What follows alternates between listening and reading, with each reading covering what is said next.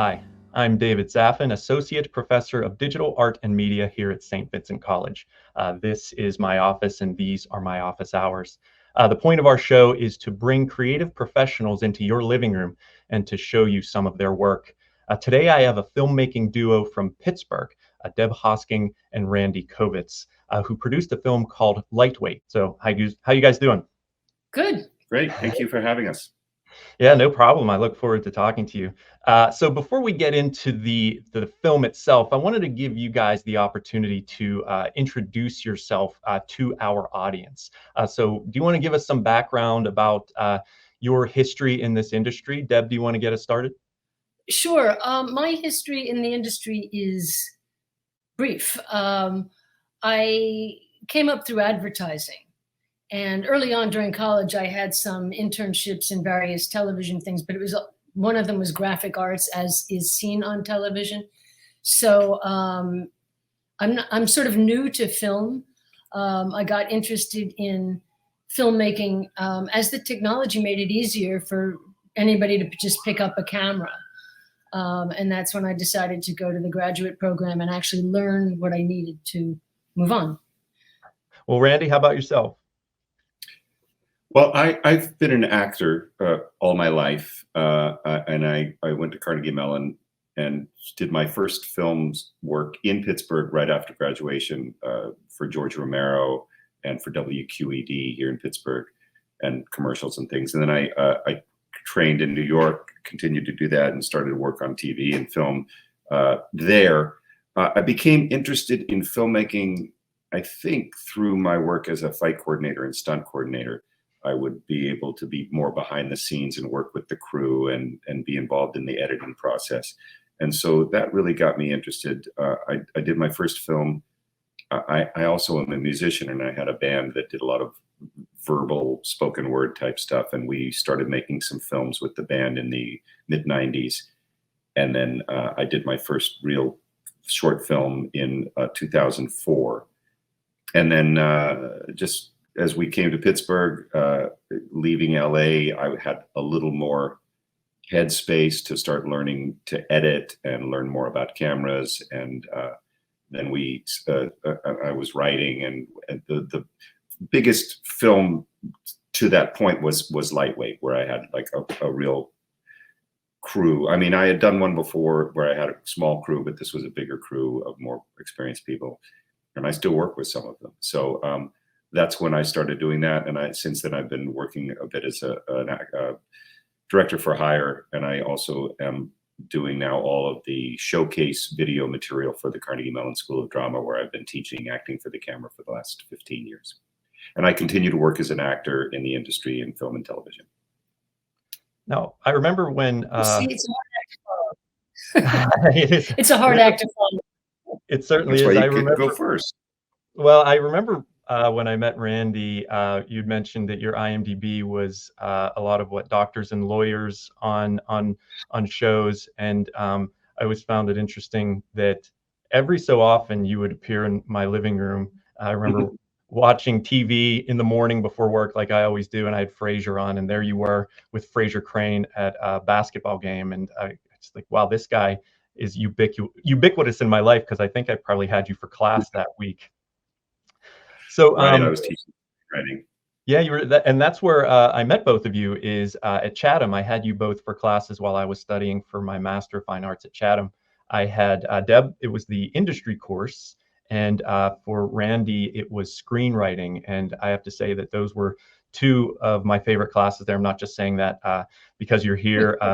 Screenwriting, the way you broke it down was something that I never done before, and it's something that I still do and I bring to my classes. And Deb, your class gave us so much freedom, and it was really a branding class, which is something that has grown ever more important, and I still use to this day. So I'm not just making that up. If Prajna or Kristen hear that, I stand by it because. Okay, that's good to know. Thanks, Dave. Yeah, the technology has changed a lot. The thing I wanted to add, specific to my background, but really to a lot of people, I've had this corroborated by other screenwriters we've met at film festivals, is that my background in advertising as a copywriter has been absolutely instrumental in adapting to screenwriting. because what people don't know about advertising is that you're writing scripts all the time. Almost none of them ever get produced, but it's constant. And so coming into a situation where you have the freedom to not be plugging something, but just writing a story, it's a little bit of a change. It took some getting used to, but the act of writing and dialogue came very readily. And I think that Lightweight really helped me learn that. Yeah, and that's what I think connects the three of us here is that writing, because when I had screenwriting at Chatham, my final project was a script I wrote called The Birthday Present, which subsequently found its way into the Steeltown Film Factory, screenwriting competition in Pittsburgh. And I remember, again, Randy, you were very helpful because I know you had done it before.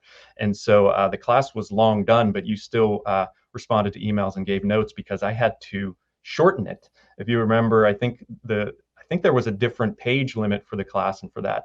And so I know that you guys were part of that a couple of years before I was. And I do think it was a great networking experience that kind of brought us all together and brought a lot of filmmakers together.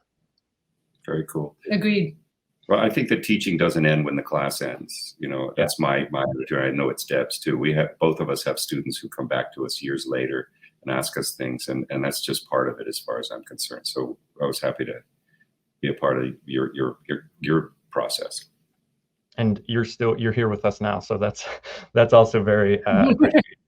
So we both had projects in Steeltown, and of course we're here to talk about yours, which is Lightweight. So why don't we just show everybody the trailer? Let's roll it.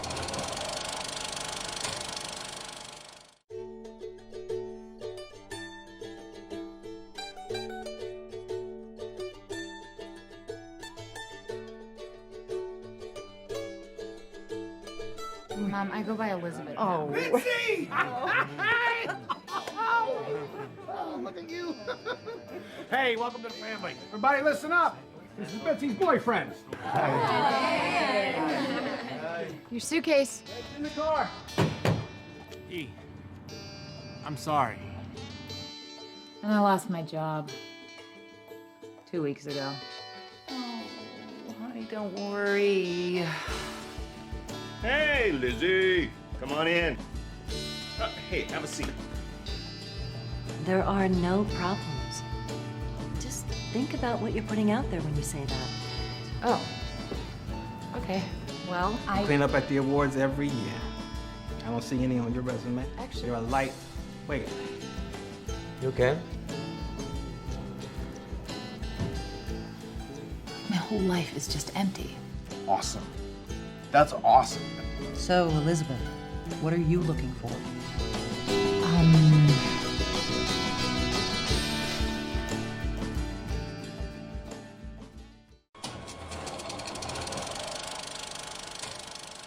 All right, so welcome back. We just saw the trailer for Lightweight, and as you can see from the trailer, there is a very, very large and dynamic cast for this. And so I know whenever you're producing a film, assembling a cast can be very challenging and tricky. And I know that this was one that featured actors not just locally, but from all over. So can you guys tell me how you were able to get all of these people to be in your film?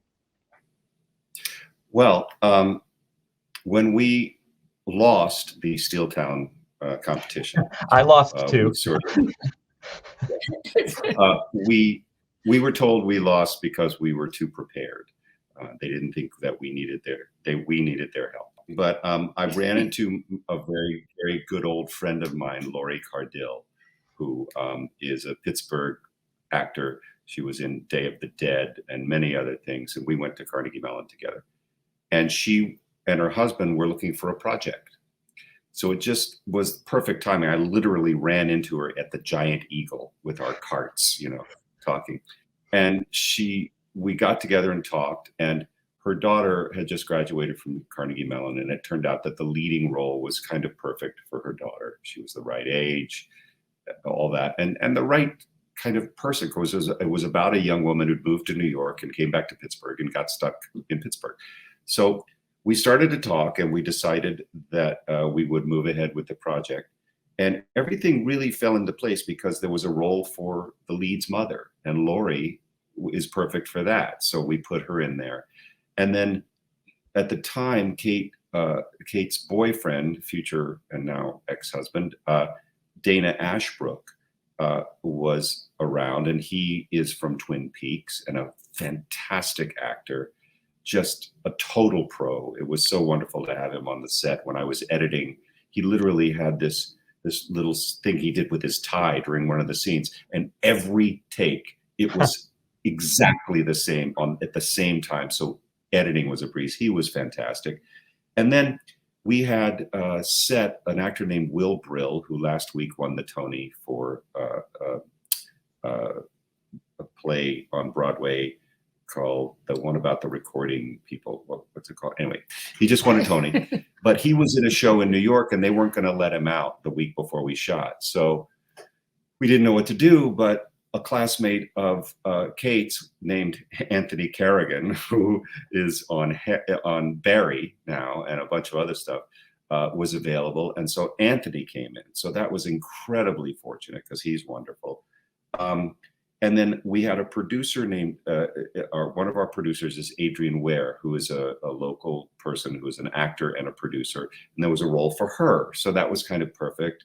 Jonathan Barry, I had known from my work with the Pittsburgh Playwrights Theater Company. He replaced another actor who couldn't do it for some reason.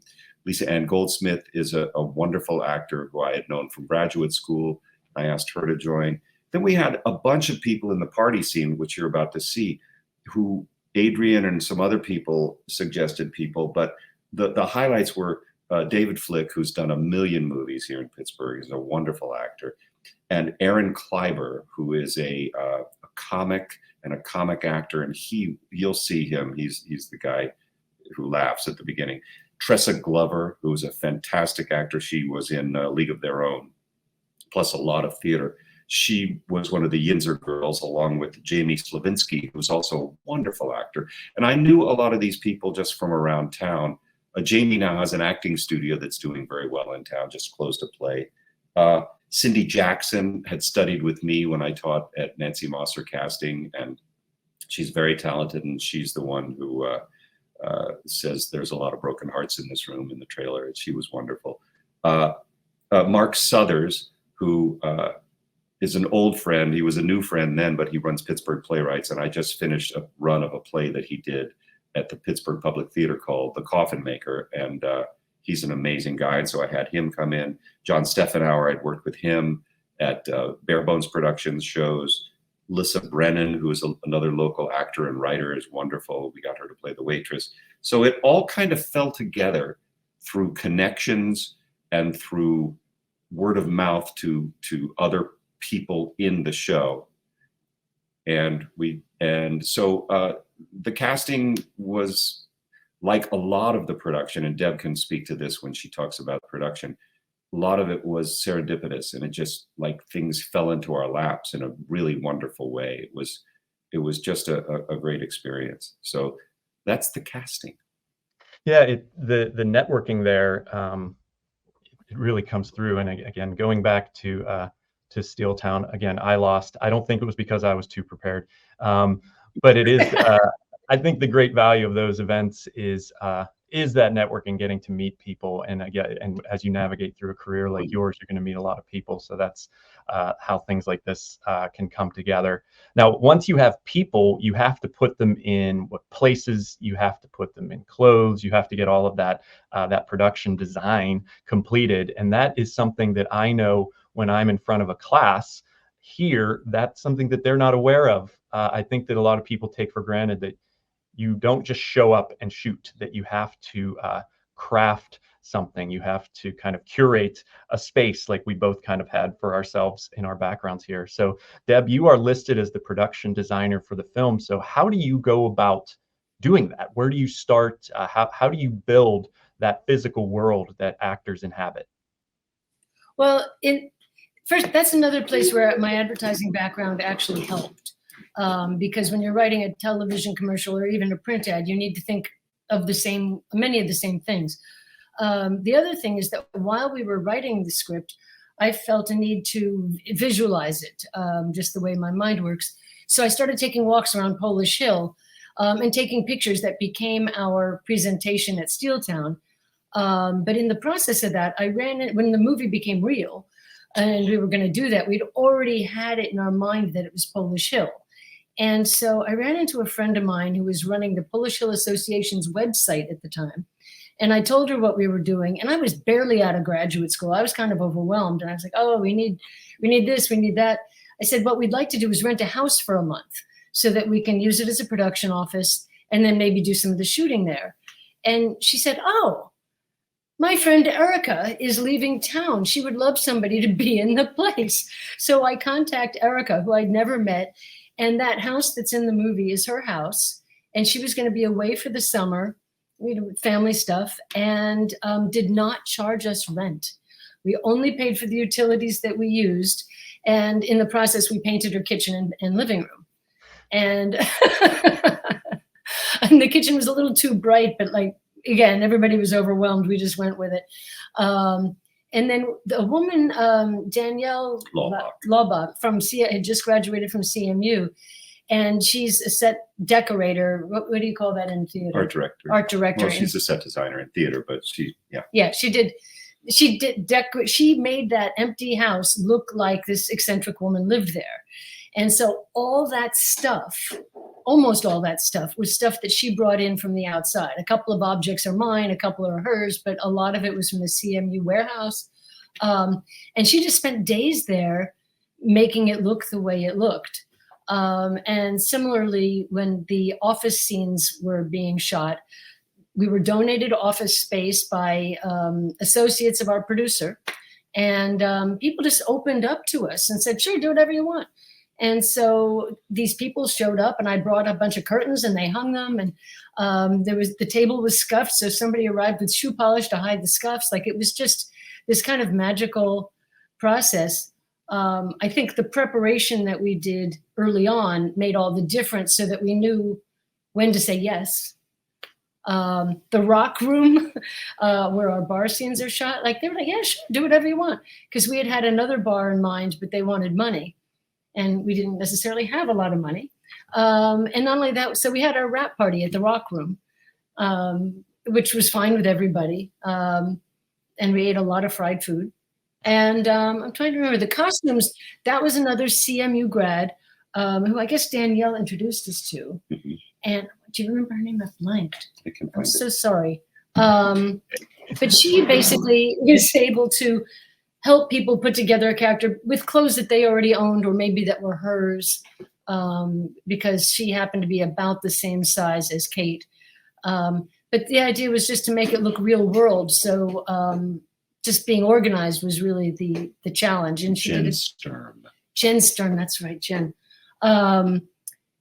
Yeah, she was terrific to work with, really just low maintenance. Both she and Danielle just did it. And then they would check with me and I'd say, oh, okay. And meanwhile, I was working with Kristen Schaefer to set up post-production because Kristen Schaefer, who we know and love from Chatham, was our post-production supervisor. And while I had edited how to take a movie from the feed into a post-production scenario was new to me. And so we worked together a lot so that once we had the footage, we could get right to it with minimal errors. And we didn't lose any stuff. We got a great camera person who knew what he was doing, who knew how to work with Randy. And we actually prepared that shot. Maybe Randy should talk about the big walkthrough shot in the funeral scene. Yeah, that was a handheld shot. And if you look at my drawings and the overheads, it looks like I just scribbled.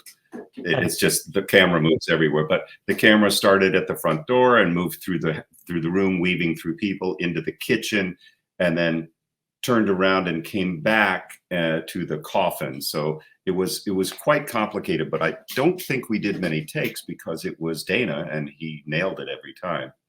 But I'm very proud of that sequence. I'm glad that's the one you're going to show. Yeah, I think we've teased that out long enough. I think everybody needs to see it. So we're going to see a clip from Lightweight, and it takes place at a funeral. Roll that.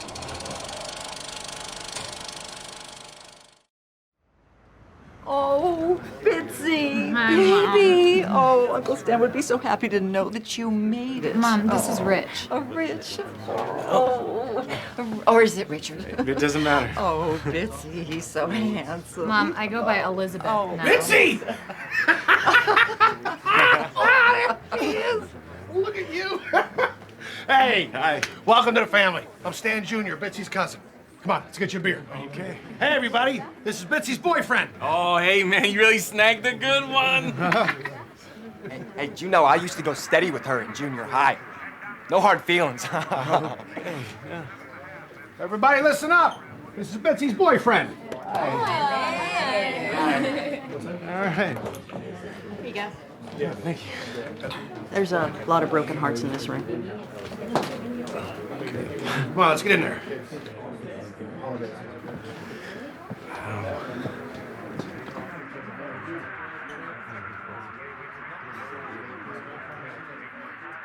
This is so great.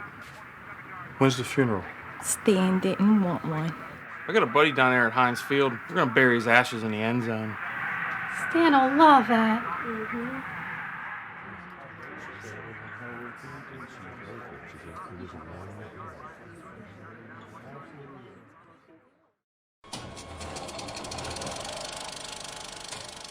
Okay, so we just saw this clip from the funeral, and after we've heard how it came together from Randy and Deb, so now we've actually got to experience it. I should mention that Randy actually had to head out, so Deb is just going to take over the hot seat for both of them as we work our way to the end.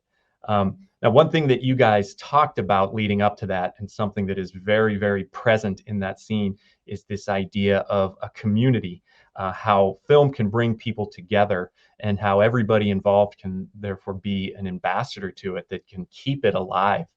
So can you tell us, Deb, what has been the response, the reception? I know this film is more than 10 years old, and how, are people still responding to it? It's mind-blowing. We actually had a screening at Film Kitchen a month or two ago. And I was surprised it holds up very well. It's not visibly anachronistic. The community aspect is really seen in the scene that you just showed, because if you look in the background and some of the kitchen stuff where there are people, like especially late in that reception, half those people are crew. Everybody was participating or on camera or whatever. So that's kind of just a fun detail. And the Steeltown and Chatham communities were both very supportive because we had recently been through both of those processes. And then we did the festival circuit a little bit afterwards and had some good showings, won a couple of awards, so that's always fun. It's expensive and time consuming to enter a lot of festivals. Yeah. So that was kind of a limit. But we actually got distribution from a company called Gaiam. And we get checks from them to this day. People are watching this little movie. And on the Facebook page, which I was going to take it down, but every once in a while, somebody will like type in a quote from the movie, especially sort of some of the Zen-inspired stuff from the bar scene shows up a lot. So I don't even know what to make of that, because there's no way to ask for that or to make it happen. Yeah, I think it does speak to the community aspect to it, that they're constantly fanning that flame, and it's fun to just let that just kind of roll through and just see how people respond to it. So can you plug the website? How, if people watching this want to learn more, they can see what festivals you were in, they can see who the cast and crew were. Where do they go to learn more about Lightweight? www.lightweightfilm.com. Lightweight Film, all one word. And I remember, if you just Google movie, you'll get a lot of things about, well, you'll get a lot of things about boxing. It's important that it's lightweight film. Very good. And I do remember that that was a component of your class, was not just the film, but how to promote it, and making a website was an assignment we had to do. So you had, I know that you're doing that was proof, like it works. You have to kind of do that to get the word out. So we're ready to wrap up. So as anybody who's watched the show knows, I like to finish by asking our guest a questionnaire about film. and Deb has agreed to take part in this process. So I like to start with Deb. What film makes you laugh? Well, I would say anything by Monty Python or Mel Brooks. Humor is my favorite genre, and it doesn't get sillier than those things. But I also like the fact that there's actually hidden depths. Yeah. And you do not have to go any further. I think that those two, the group and the filmmaker, are certainly a good place to start if you want to laugh. Yes. All right, so flipping that, what movie makes you cry? Pretty much anything. I've cried at scenes of movies I've just made. You know, I get weepy a little too often. A good old Kodak commercial on television. So I actually avoid overt tearjerkers because Sure. I feel manipulated, but also I don't need it. I don't need them to hit it on the head. You know. Yeah. Go ahead. No, I was going to say, I think it was the NC State basketball coach who died of cancer, Jim Valvano, said, if you have a day where you laugh and cry, that's a full day. So it sounds to me like you have a lot of full days if you're watching Blazing Saddles and you're laughing and crying at the same time. So, well, I don't know that I've cried at Blazing Saddles, but I take your point. All right. So next, what movie scares you? I avoid horror and slasher and, overtly scary movies. Sure. But the one that really was No Country for Old Men. Yeah. I found so disturbing and I couldn't shake it. And that's one of the reasons I avoid those things. It sort of invades my subconscious. And I don't have really thorough answers because it's a genre I avoid exactly because I don't like to be scared. Yeah, that's me too. I know because I've asked these a couple times, and I do think people jumped to horror. I can't watch a horror movie. I just don't find any interest in, like you said, slasher films. But for me, the scariest movies I see are documentaries. Oh, well, I thought about that when you mentioned the questions. But I will say Jordan Peele has a version of horror that I think it kind of like the Monty Python or Mel Brooks thing. It's got a little more resonance. It's not, he's not just scaring people to scare them. There's a message there. And I will put up with movies about the Holocaust or, socially conscious messages, even if they're scary, because I feel like there's a higher purpose. Yeah. Yeah. Okay. Last one. What movie inspires you?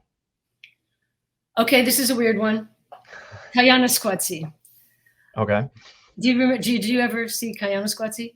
Yeah, please. It's one of I almost never see films multiple times, and I've seen that 3 times, including once with a live symphony. Oh wow! It was gorgeous, but something about that, and I dug into how they made it and stuff, because there's no story, there's no brief, but you walk out of there you're just ready to go. Yeah, like embrace the world. Well, that's terrific. Hopefully too, when I do these, it inspires some people who are watching maybe to check one of these out, to maybe do a little research and see why they are funny or scary or humorous, inspiring, what have you. So you're off the hook. Blazing Saddles. That's always a good place to start. You're off the hook, Deb. Thank Randy for doing this. It was nice seeing you, even if it was in this format. I don't find my way to Pittsburgh all too much now because my kids are little and I fall asleep very early. But I do hope that we cross physical paths sometime soon.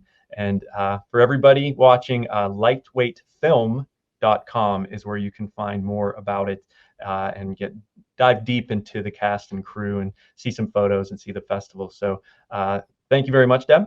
Nice to see you. It was very good to see you. So thank you all for tuning in and checking out our show. I look forward to bringing more filmmakers into your living room. But for now, I got to head out. And so we will definitely see you next time.